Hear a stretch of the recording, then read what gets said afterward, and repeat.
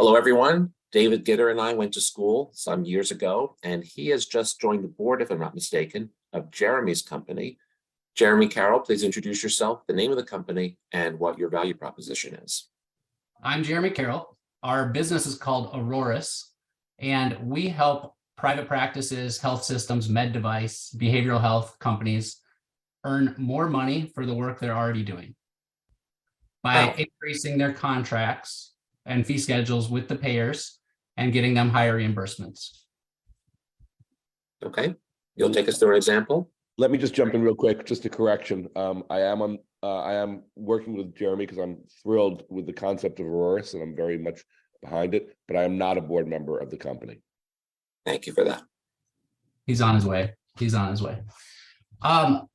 So how do these conversations usually go? Would you like it as a conversation with questions, or would you like a few slides to see? Just let my friends here visualize a little bit of what you're talking about. But yes, this is very much a conversation. But give us something to work with, because so far I have a big promise and no idea how to achieve it. Okay, so I can share my desktop. Great.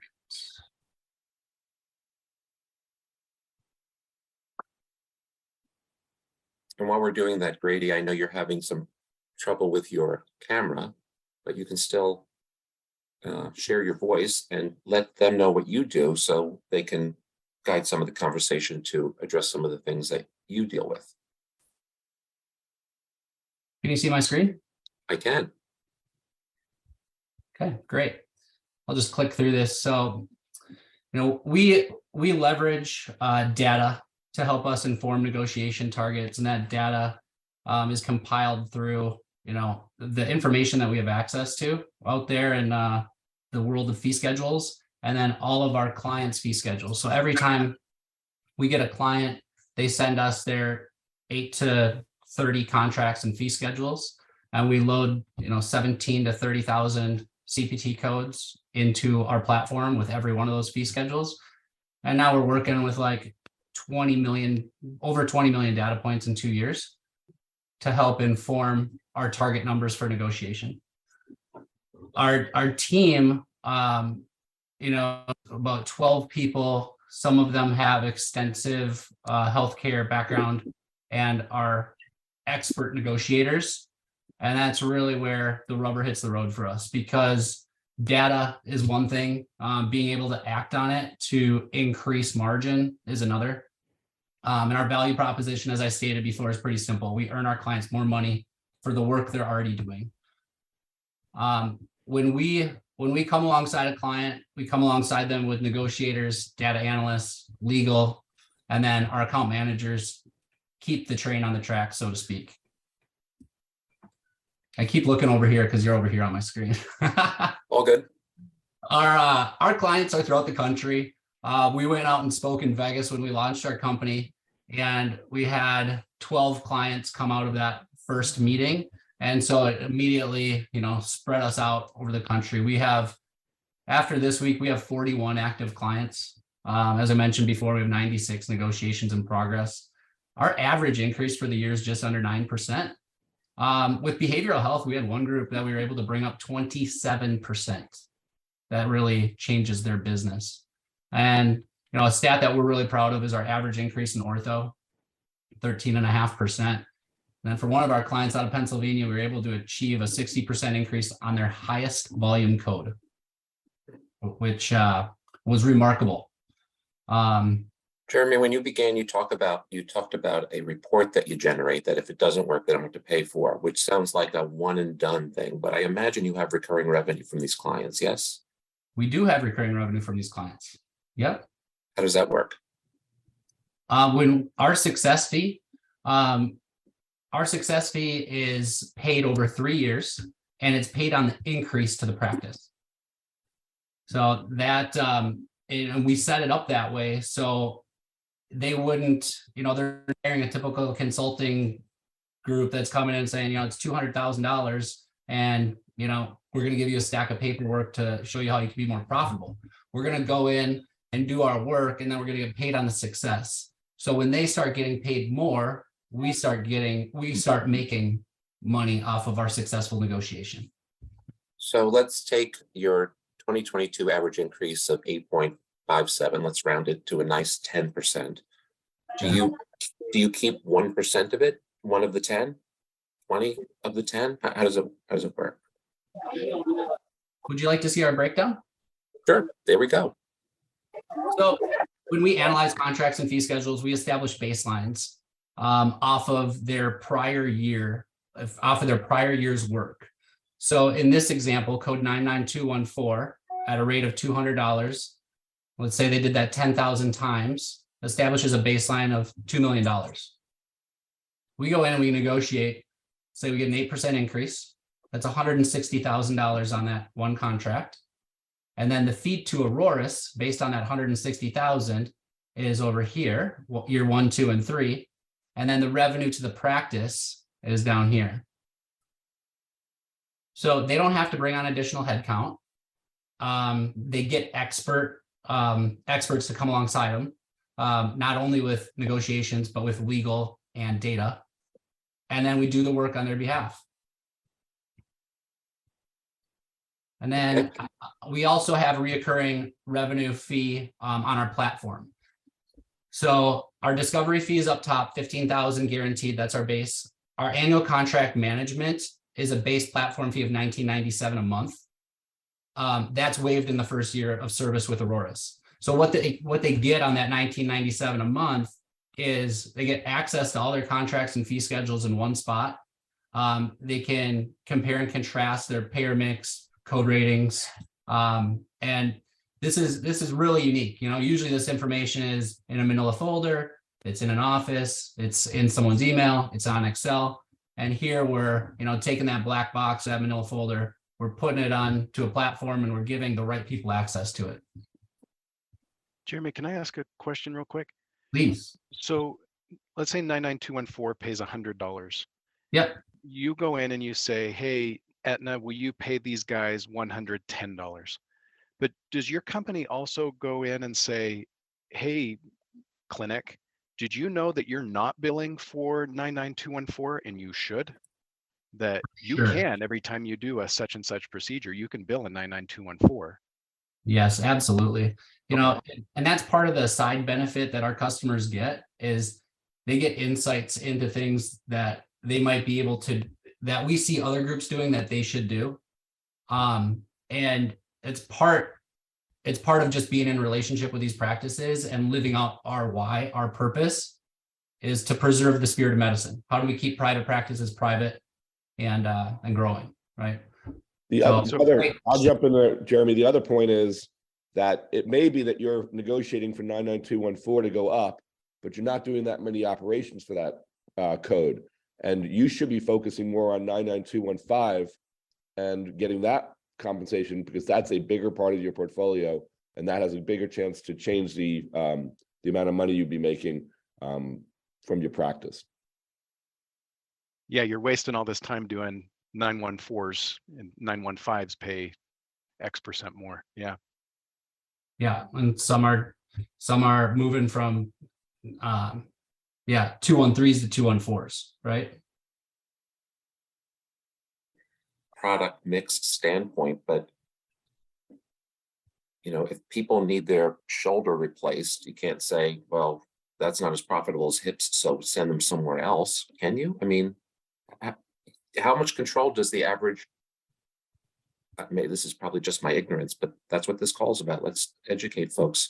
How easy is it to just change your product mix if you're an individual physician with your own private office?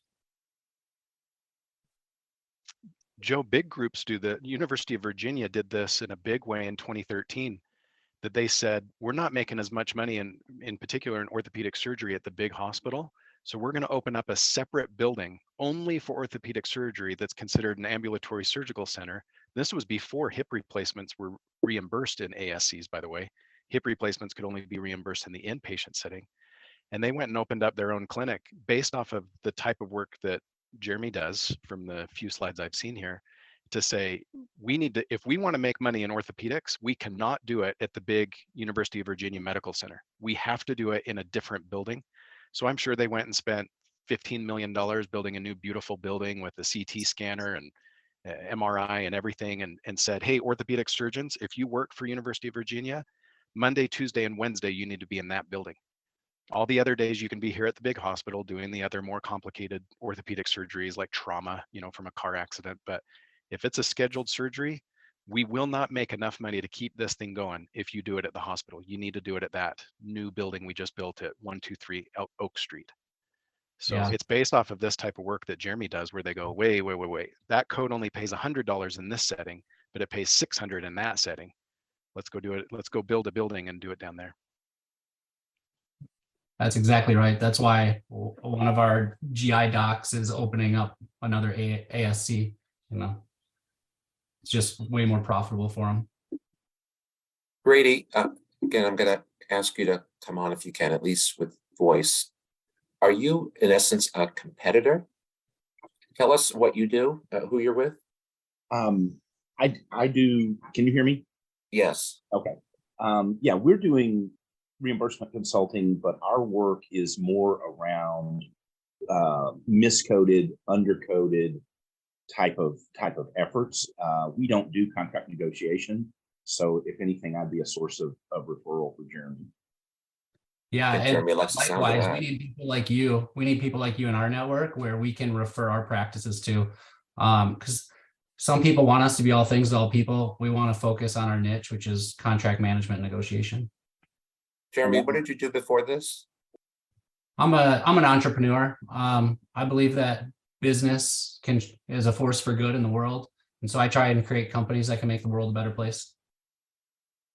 Do you have any, were your previous efforts around negotiations?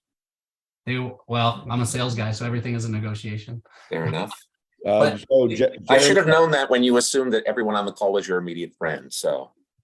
Joe, Jeremy and I met. So you talked about how we met. You and I met at business school. Jeremy and I met where he was doing a presentation for his amazing ad agency Latitude in Minneapolis.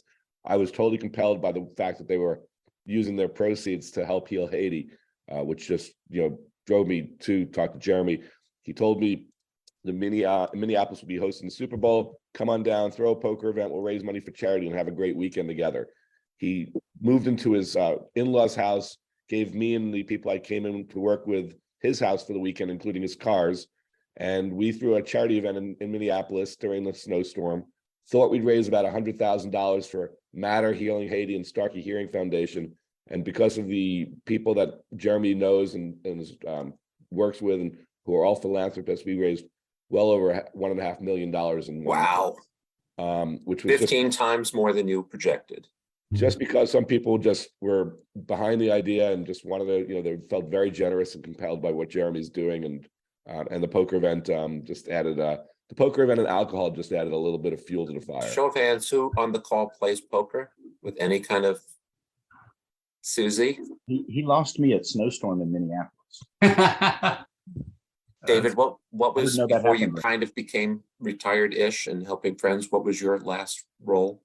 I was the chief marketing officer for the World Poker Tour for 10 years. I'm currently the president of their foundation. We do charity work, poker events. We'll be in the Bahamas in a couple of weeks for Tiger Woods event. Jeremy actually brought 10 guests to Tiger Woods event a couple of years ago, had a great time with us in Las Vegas. Being with Jeremy in Las Vegas is one of the greatest things you could ever do in life. And then before that, I started an online poker company called Full Tilt. And then before that, I was in CPG for 20 plus years at Warner Lambert, which is a healthcare company, worked on Lipitor, Sudafed, Benadryl, Actifed, Nix, Neosporin, things like that. I worked at Clorox on Formula 49 and Soft Scrub, and been a marketer for all my life. Found my way into poker, and now I'm into philanthropy and servicing people and things like Jeremy. Because at the end of the day, he's right. These doctors are, high insurance premiums. Their small practices are being squeezed. It's very expensive to pay back student loans to follow the medical field. And COVID was not friendly to the medical community in any way, shape, or form. And they were not recognized for the heroic efforts they did during a very, very difficult and trying time, both physically and emotionally. So for us to help them get more money for what they're already doing, not changing their behaviors necessarily, certainly not, to your point, Joe, they're not going to start selling, operations that people don't need because they make more money on it. They're just simply going to be more understanding about where they should be focusing their efforts. So helping guide these people and make more money so they can have better lives, and their patients have better outcomes. To me, I'm a big fan of what Jeremy created here, and I'm all in behind it. So that's my background and experience, how I met Jeremy, and what I think about this concept. Thank you for that. And just so everyone can once again be reminded, I know smart people. It's very impressive what you've accomplished, David. So again, I'm grateful that you found me and introduced us to this. Jeremy, please do continue. Oh, thank you. Let's see. So I'll take this back up.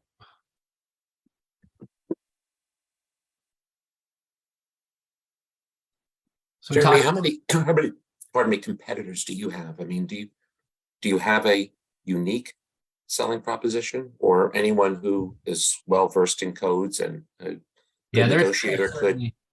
There are many groups out there who negotiate contracts on behalf of private practice and healthcare systems.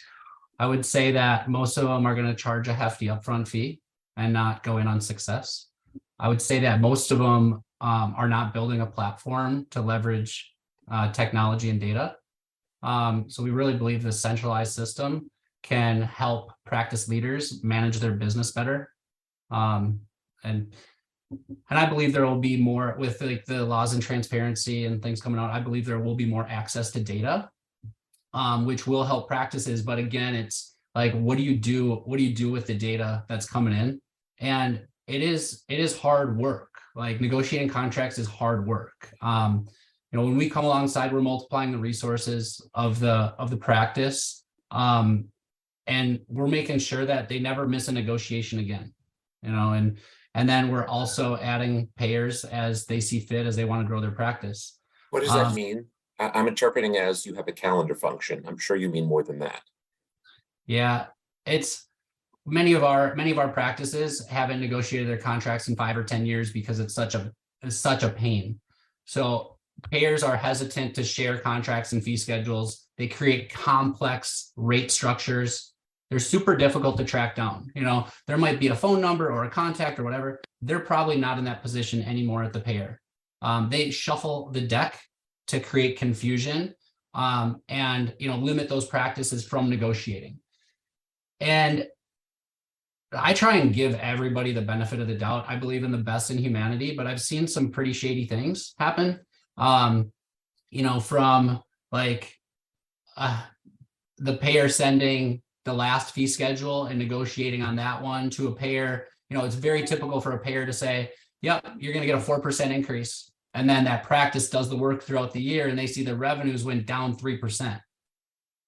Well, the increase that they're getting really doesn't apply to the codes that help the practice be profitable. Nick, have you ever seen any of that happen? Yeah, I don't have a specific example in that. But a practice that hasn't negotiated their contract in 4 years, hearkening back to a little lecture that I did, Jeremy, with this group a couple of months ago, I talked about the conversion factor. Yeah. In other words, how much money every RVU is worth. Well, remind folks, RVU means revenue. Relative value unit. So a CPT code for removing the tonsils pays 10 RVUs. Every RVU is worth $34. So the doctor is going to make $340. So you just multiply the number of relative value units times this conversion factor. Well, the conversion factor is going down and down and down and down.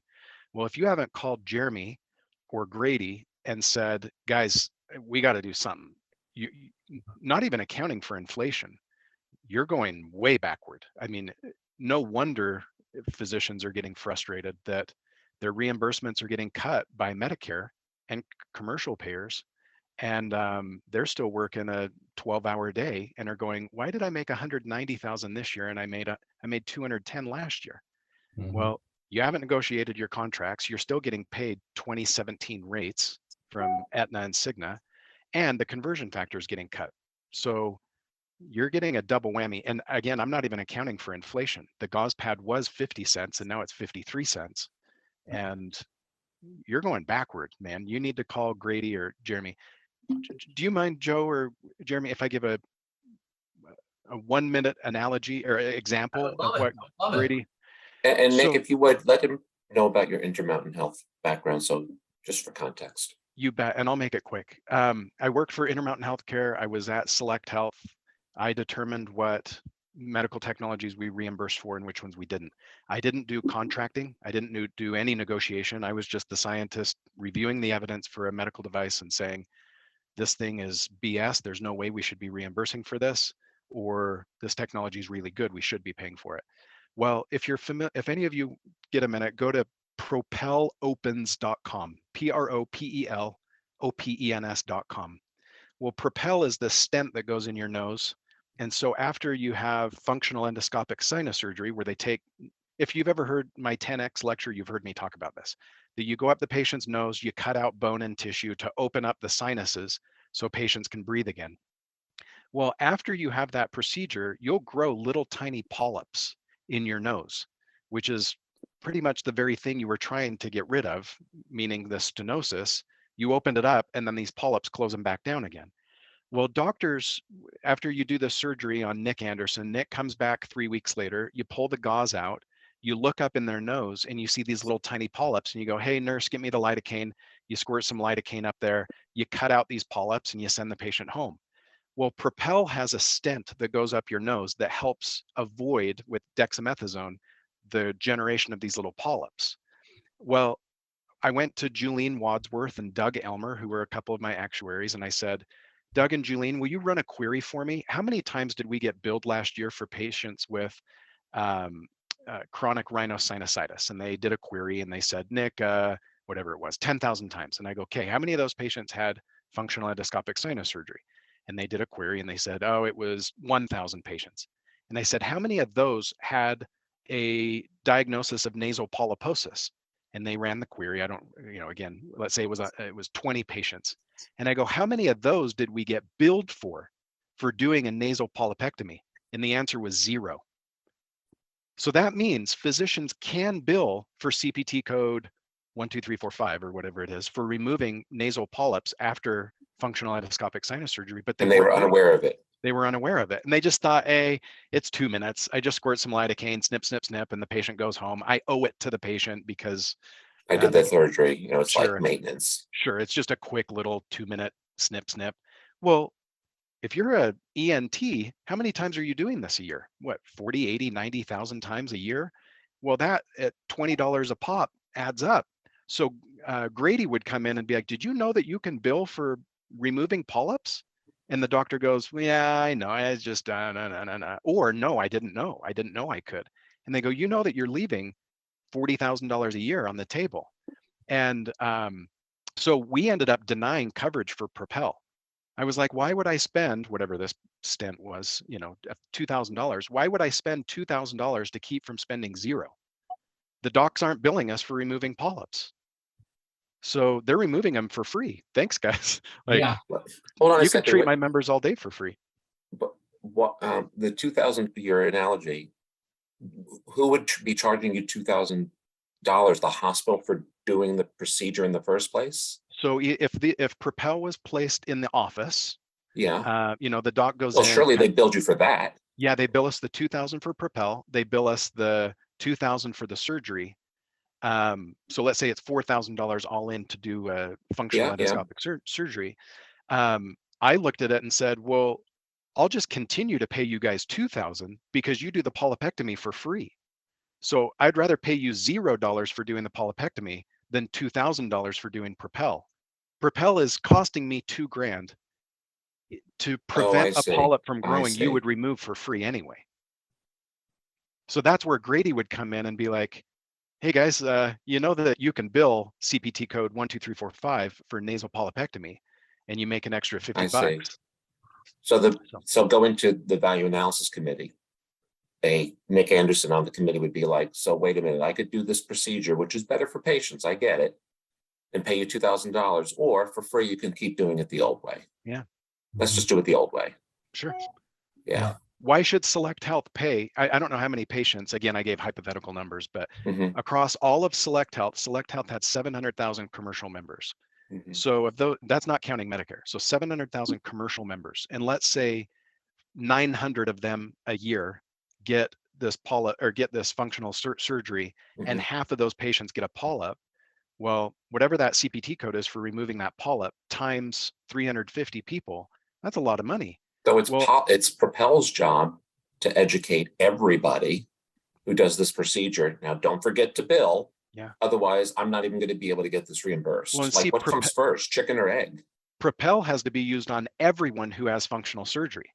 Polypectomy is only done on the few patients that actually have polyps. So when I was an insurer, I looked at it and go, I have to pay $2,000 times everyone who does this surgery.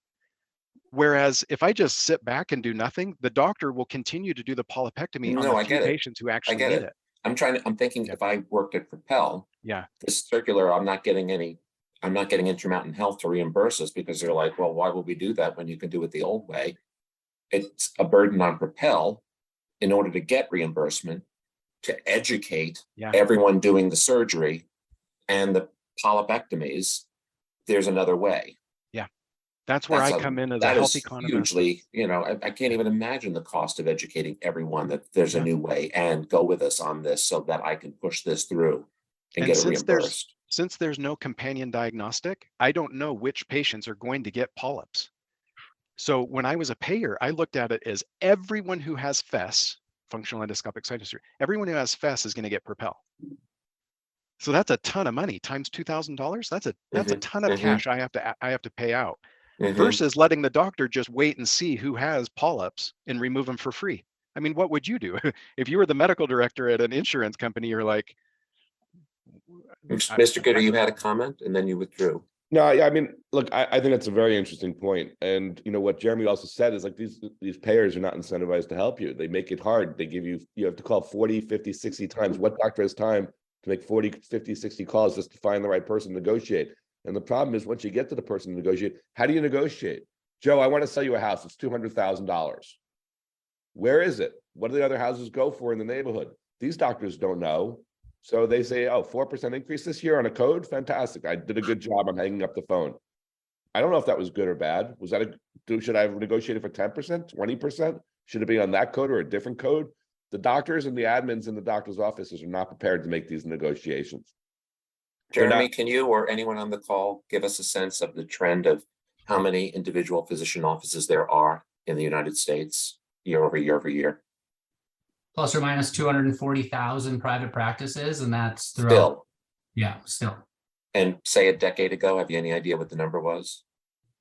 I just read a report that we lost like 7,000 practices in the last 2 years. That's much fewer than I would have expected. Yeah, but it's still significant, and the trend is picking up, especially with private equity and larger systems. Have you a sense what kind of penetration your category has? How many out of 240,000, how many of them are ambiently aware that there's a service like yours available for them? Are they even aware of the category? I'd open it up to the rest of the room. I don't think so, because we can get in pretty easy, and their sense of relief that we're coming alongside of them is significant. They don't have the ability with their budgets to bring on the type of talent we have. Right. And it's zero cost to them. You waive the discovery if you don't save them money. Exactly. Which is years out, right? So do they pay up front? They have to pay you 15 grand for the report? 15,000 up front. Yeah, I would imagine that's a bit of an obstacle for them to commit that. Like, I don't know, I'll talk to my staff. 15,000 is a lot of money for us before I have any proof that this is actually going to work. Yeah, and we've been working within our networks. And so there is a bit of trust and credibility just from the people who are making the introductions. Mm-hmm. And then, I bring on salespeople who aren't typically in healthcare, because everybody knows a doctor, everybody goes to the doctor, and our value proposition is pretty strong, and they're not really jaded by what's going on in healthcare. Mm-hmm. So all that to say, like $15,000, our typical client has a minimum baseline commercial reimbursement of $5 million. That's our minimum. Now, if there's I just took on a group this week who was like 4 million, but they're opening up an ASC and he's a really nice guy and he works his tail off. I want to help him get to 20 million. So I came alongside him with a different payment structure. And that was a bit where we did a little bit on retainer each month. And I took down my overall cost just because I really believe in what this guy's doing. Nice. How many folks do you have on your team now? I imagine most of your sales folks are 1099s. Yeah, our sales folks are 1099s, and then we have 4 salespeople, and we have 10 in the office. And we can And handle the 10 in the office are more administrative, which, forgive me if that's the wrong word, but negotiators, they are the ones who are getting in touch and having the calls and calling them back and all of that.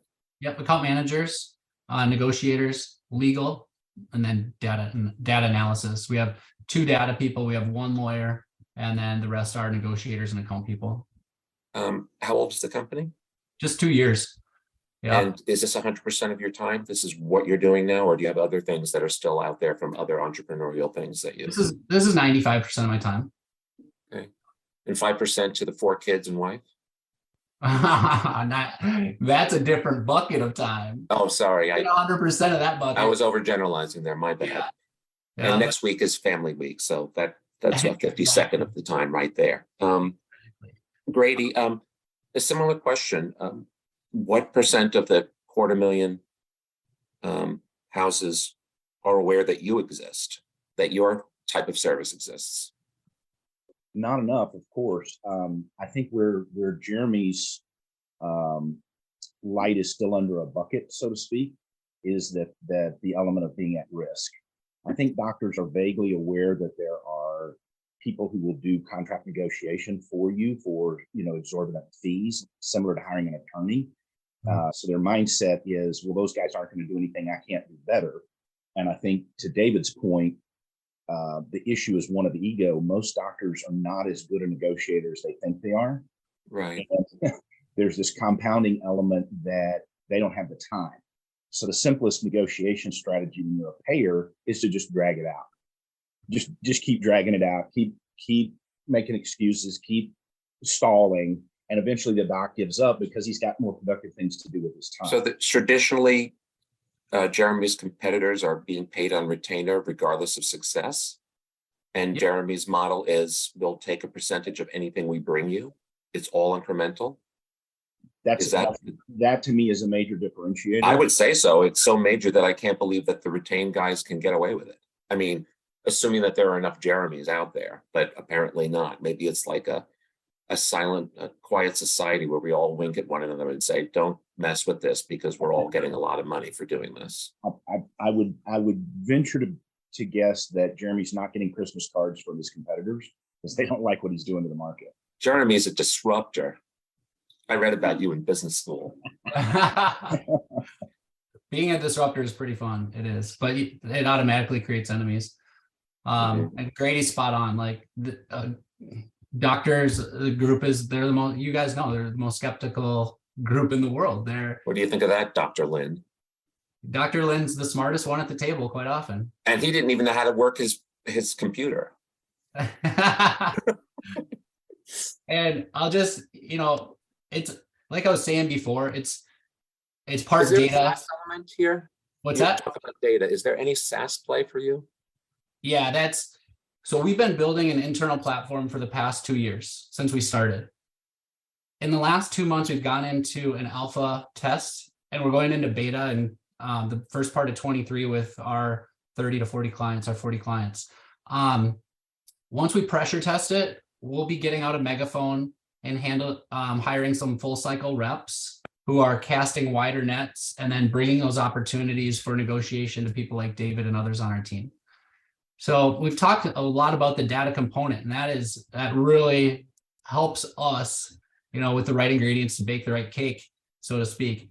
But the level of effort with the payers, like David was talking about earlier, is significant. And for every contract we negotiate, we're having 50 to 60 plus touch points with every single contract with every payer. Like that's a lot for any practice to handle, especially when they're talking about 8 to 20 or more contracts. And then our strategy with those payers is just building the case and creating that case with the payers and moving it up to the right level within the payer network to get them to realize that, yeah, this group does in fact, this group does in fact warrant the increased value in that CPT code. And one of the major sticking points is like, what happens if more of these practices go to large healthcare systems or private equity groups? Well, they're going to have tremendous leverage with the payers, and the payers are going to be paying the healthcare systems much more than they would if they just helped us give the private practices what they deserve. Is that your leverage? Because I'm thinking you're operating not from a position of strength. Sorry? I'm ignorantly assuming that when you go into a negotiation, you don't exactly have a position of strength. They will tell you how much. And Nikki, you can tell me where I'm completely wrong on this, but Nick, we've never walked in and they've just handed us a new fee schedule and said, it's great doing work with you guys. Thank you so much. Right. So why should they even bother to take your call? Sorry, that's the rate we're doing. If our clients go away, if our private I get that. That's a very macro argument, though. Yeah, you can ignore us, but then the whole category is going to go away. They're all going to GPO, and then you're fucked. So work with us now before the whole category collapses. Is a pretty long, Yeah, I'll worry about that when that happens. 7,000 a year, I'll be good. I'll be retired by then. Thank you very much for your time, Mr. Carroll. Where's the leverage? Yeah, well, our negotiators have different ways of creating leverage with different groups, and we know because we're in there constantly with UHG and Aetna and on behalf of the private practices. So our negotiators know the levers to pull. And, Nick, you might know more about, creating leverage in different ways, but, our negotiations team would be able to answer that better. What I'm saying is, I think payers still find value in private practice. They know they're saving a ton of money if private practice is staying private, and they're willing to give increases when we put up the fight and the argument day after day after day. And unfortunately, that's what it takes to get increases with them. It's just the relentless pursuit of higher rates. And it's not going to them and asking them. We're preparing the case and we're saying, here's the practice, and here's our proposal on increases that we see fit. And then we go back and forth until we land at a place where it makes sense to finalize the contract. Nick, do you have anything to add to that? No, this is awesome. You're if I awesome. was can you hear me okay? Yes. If I owned my own practice, me and 4 or 5 my buddies, and I do orthopedics and someone does, neurosurgery, and, we have this cool little group that does brain and spine. I would hire Jeremy's group immediately and say, I want to make sure that if I'm doing a procedure for Aetna, notice how I said that, right? Because I'm contracted with Aetna to treat their members. Mm-hmm. So if I'm doing a procedure for them, I have no affection for Aetna. I couldn't care less about Aetna. I don't think they're the good guy or the bad guy. They're just a company somewhere, and I treat their members according to their medical policies. I expect to get paid. And every $200 adds up. And so I'm going to hire Jeremy and pay him 20 grand and say, here, figure out where I'm leaving money on the table. I'm going to hire Grady, and I'm going to say, guys, go make sure that everything I do, I'm getting paid for.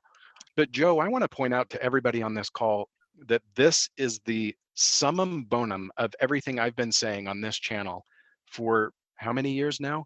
The game of medicine is physicians and hospitals opening their mouths like a lamprey, attaching it to an insurance company and sucking as much money as they possibly can. If we can't see that that's what the game is, heaven help us, because it's so obvious. If I'm Dr. Nick Anderson and I'm a dermatologist, I gotta suck money from Aetna, Cigna, Blue Cross. Get that money, man. Like, they have big pockets and I want all that money. And the more money I can get, the better for me and my staff. And yet, from the insurance perspective, where I spent 7 years, and I was on Intermountain's Value Analysis Committee for 4 of those years, arguably one of the most influential value analysis committees in the nation. I look at it from another perspective and I go, wait, what do you do for a living? And you say, I'm an ENT and I need more money for this and this and this. And I go, there's a bunch of ENTs.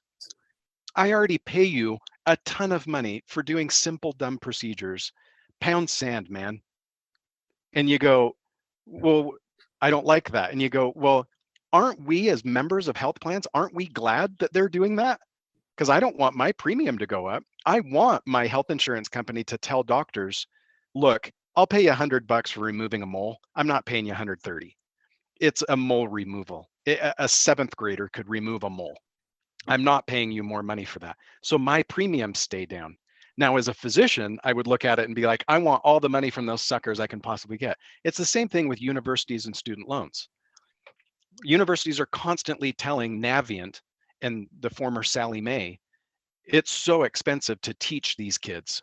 I need electronics, I need this and this and this, and I can't give them a bachelor's degree in English for any less than $60,000. And Sally Mae's going, are you sure? You know, that it's the same analogy, healthcare and tuition I've talked about a lot on here. So having been a payer, I look at this differently and I go, I got 10,000 physicians out there. All of them are telling me they're not getting paid enough. And yet healthcare outcomes aren't improving. So you guys, why should I pay you more for giving my member the same outcome they would have got 7 years ago? Look, I pay $100 for removing a mole. I'll pay $100 now. If you don't like it, go treat more of my competitor, meaning Aetna or Cigna's patients. And I know you won't. I know you won't. When one of my members shows up in your clinic, you're going to treat them because you'd rather take the $100 than nothing. Mm-hmm. Jeremy, I have a couple thoughts, and you've likely had them all. One is, it's occurring to me, I believe I've heard today that 10 doctors in my neighborhood get paid different amounts for the same procedure. Yep. Correct. Which never occurred to me before. Mm-hmm. So are you able to, with the data you have access to, and I don't know what your source is, I know a lot of guys over at ReadTech, LexisNexis, those types of that are pulling, data right out. You probably have access to the same systems. Are you able to tell me how much each of the 10 doctors in my neighborhood are being paid? We only pull data from our clients. And the reason is we know that that's 100% accurate for what they're being paid. The reason I'm asking is, as a marketing approach for you, couldn't you theoretically go to 9/10 of them and say, look at how much Joe Hage is getting for that procedure? I can get that for you. Doctors go to jail for disclosing their fee schedules. Who's speaking? Sorry. And I'm sorry about the camera thing, guys. I'm actually sparing you guys the misery of looking at my ugly face. But Joe, to your question,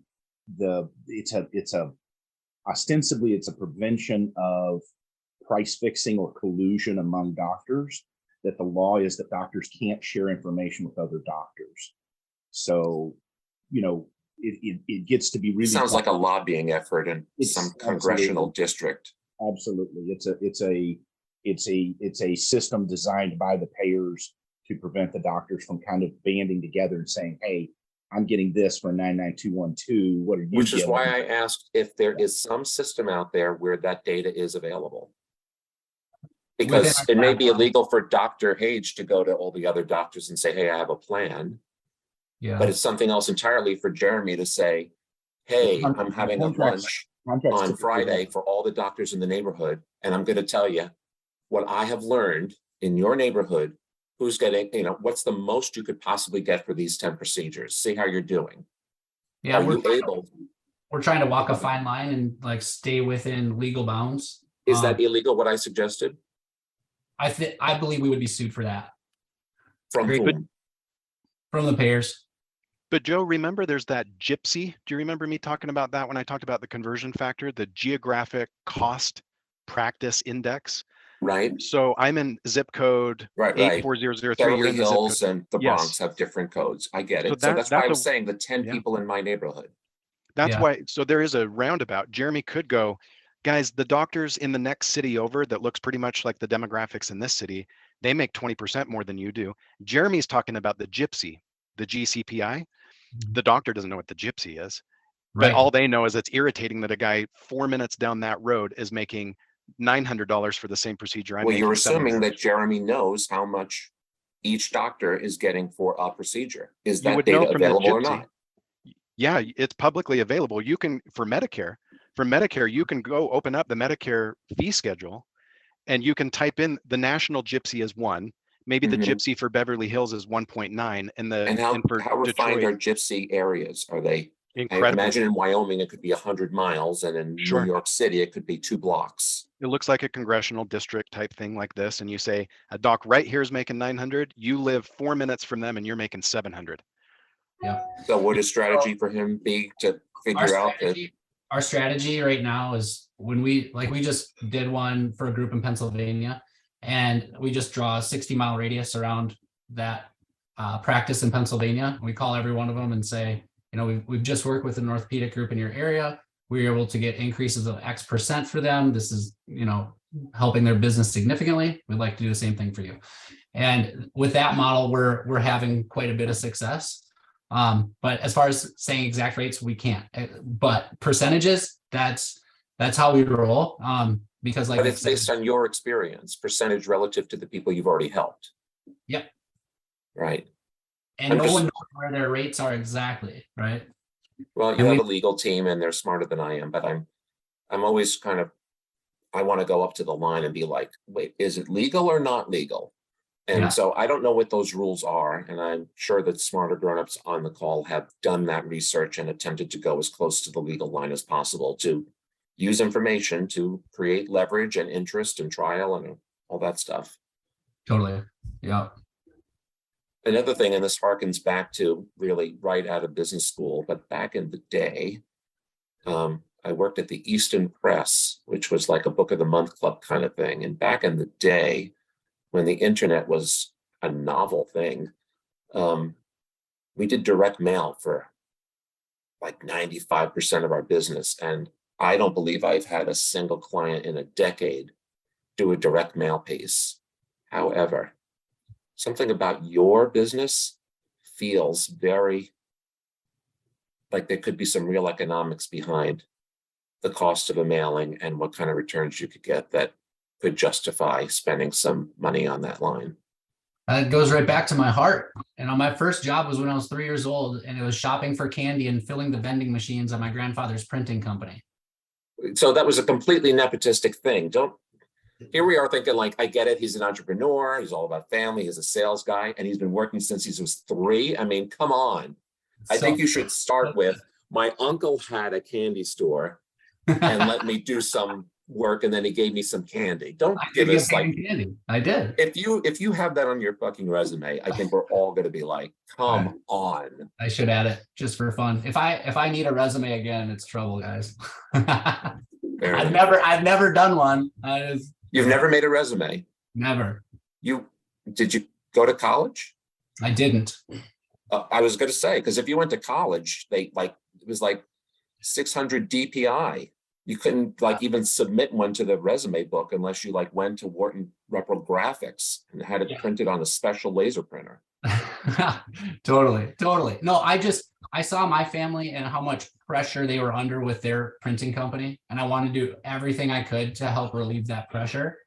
And I think that's why I have the heart for business that I do. I want to see people excel in what they're passionate about. And right now it just happens to be in the world of medicine and helping private practices and others do well and do good at the same time. Where do you live? Blaine, Minnesota, which is about 40 minutes north of Minneapolis. Okay. Hey, Dr. Sue, you've been quiet. Have you anything? I know you were in pharmacy. It's a completely different model, but anything you hear today resonate, or I wish I knew then what I just learned kind of stuff? Well, I never really thought about reimbursement as a pharmacist, that just wasn't on our radar. But as a medical device owner now, I do think about reimbursement and how it's going to affect. We had all these strategic ways of how we were going to sell at the same price, but you're getting a premium product, and maybe we should sell a little bit more. I don't know. It's been very enlightening though. So thank you very much, Jeremy. And I actually started as an entrepreneur when I was about 2 or 3 years old too. My dad owned a little grocery store and sent out statements. So I licked the stamps, right? That's where I started. I was 15. I was a busboy for a day. And I had to find another job. It was Labor Day weekend and they were short and I had black pants, so I was hired. That's hilarious. great. I made And then I $46 graduated that to weekend. bagging lettuce and running the register and worked for Papagala shop making outer lining covers and worked my whole life. Yeah, work. I think work is fun. It's a great way to do life with others and build community and be a champion of others. This is I the best imagine job with your- I've ever had. I imagine, Jeremy, with your previous successes and that you have been able to bankroll the development of your company alone. You haven't needed to friends and family, Series A, any of that stuff. Yeah, we bootstrapped it, I believe strongly in bootstrapping companies and, you know, putting in the work, blood, sweat and tears that it takes to create. It can be frustrating, you know, to have to not only pay the staff, but also pay all the taxes and all the development costs and all the everything. I think that so I'm 50-50 owners with my partner, Brett Spark. And I think we'll start taking a check probably in our 25th month of the business. And we're at about 20 right now. Okay. But man, it's just so fun. You know, it's like, we're just seeing the business grow and the data grow. And What are your long-term plans? Are you looking to have an exit at some point, or is this your life's calling and you'll be negotiating for the, yeah, right now we really love what we do. We want to grow and we want the company to perform well for its clients, its staff, and the rest of the people we can touch through it. You know, one of our goals for this year is to take a medical missions trip. You know, how can we, and I've been to the developing world probably 50 times on trips like this, but this is a new business and we want to do things to give back. And so we want to start this year with one trip and maybe next year with 10. We work with a lot of talented doctors and we know there's a serious need around the world. So we want to pour the progress we make into helping others move along and get further in their life too. well, I wouldn't say that from an education and connection standpoint that my little group here justifies your time on Friday mornings, but boy, did you belong here today. I mean, you really embody the spirit of the group that we've assembled here. And I'd start with Nick. He's one of the most human, generous, loving people I've ever met. I'd like to say, so, you know, first of all, Joe, thank you for having us. It's a pleasure meeting, you know, your group. It's I watched some of your videos and I'm glad to have been a part of this. And I'm so glad that Jeremy had the time. You know, Jeremy, I think, has demonstrated, like, when you bring good people together and you collaborate, you can really get much further than on your own. So, you know, Grady, you had mentioned, you know, maybe there's an opportunity to, you know, refer people. You know, I mean, cold calling is hard, right? Because we talked about the fact that doctors are skeptical and they're busy and they're not going to take a call. The admins are thinking they don't want to necessarily see you do much better because it shows that they didn't do that work very efficiently or effectively over the last couple of years. So really what's working best for Jeremy and the group that's been doing this for much longer than I have is referrals, relationships, connections. Everyone knows a doctor. And as you hear about this, it's like, I wish I would have known about this. So who do you think needs to know about this? And if help provide introductions that will benefit them. I mean, we're not trying to sell something. It's, you know, you've heard. No, exactly. This is like, I mean, every doctor should know about this because every doctor, if they believed it, you know, going in and said, I'm going to be open-minded to this, will come out and do it. I mean, almost every meeting that Jeremy has, you know, leads to a partnership. And then every partner has always paid the 15 grand because they've always gotten 100% have gotten a better outcome, $15,000 payment that they had made. So with those kind of results, there's no downside.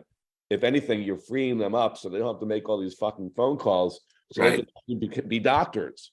I have two thoughts. One is, Jeremy, do you presently have, or are you considering some kind of affiliate / referral fee program for folks? We don't have anything stamped out, but I'm open. I'm absolutely open to those discussions. And we do have referral partners who are out there. So I would say, yeah, there's always an opportunity to work together. Okay. And second, Grady, what's the name of your, pardon me, David? I'll give you a 6-pack every referral. Grady, what is the name of your company? I know you are, I used to think of just Grady as a lone wolf, but you're an employee of a pretty big company. What's the name of the company? Well, there's several companies in the network of it's all overlapping ownership, but the one to reach me at is Evolve Medical Consulting. And how many employees does Evolve have? Evolve is 25 or 30. Oh, okay. Yeah. I'm just wondering aloud, and it may be of interest to neither of you, but I'm wondering if, maybe your company is a potential acquirer of his at some point. It seems so complimentary, the work that you guys are doing, that it seems like the partnership just begging to happen. Absolutely. Yeah. Yeah, So, I'm trying to get in touch with I you. just want to say before people leave, like, it's a blessing to be here this morning. Like, I just love growing community. I don't know what it looks like to sign up for this call, but I'd love to be a part of it in the future. And Well, you go to get an No. email every week now, unless you Right. cancel it, it'll let you know what this week's conversation is. You're welcome to jump on anytime, even if it's a remote interest or Yeah. you just miss seeing my face. That's well, fine. that's a strong possibility. Fair enough. But not next week. I mean, we'll be here next week. I don't know the topic yet, but it sounds to me as though you're going to have a house full of family. Yeah, we'll be eating turkey tacos in Cabo. Fair enough. And to that end, I'll wish everyone a happy Thanksgiving who observes. Luke, what do you guys do? There's no such thing as Thanksgiving? Is it just regular Thursday? Is that what you call next week? Yes, regular Thursday. Okay, fair enough. So around this time on Thursday, we can call Luke. He'll be having a beer. If just as he anyone always wants, does. yeah, if anyone wants to reach out, Joe, just feel free to share, my email address, have them reach out to me or Jeremy directly and, follow up. It's great if you want to continue our dialogue to see if there's a way to, I'll be collaborate. sure to put you guys in touch. Look forward to it, guys. Thank you so Happy much. Thanksgiving all. Thanksgiving. Jeremy, David, Thanks, thank guys. you so much. Nikki, thanks for a special appearance and giving us your professional background in all of this. Happy Bye, Blessings. Thanksgiving. Bye, everyone. Bye. Thank you. Thank you, guys.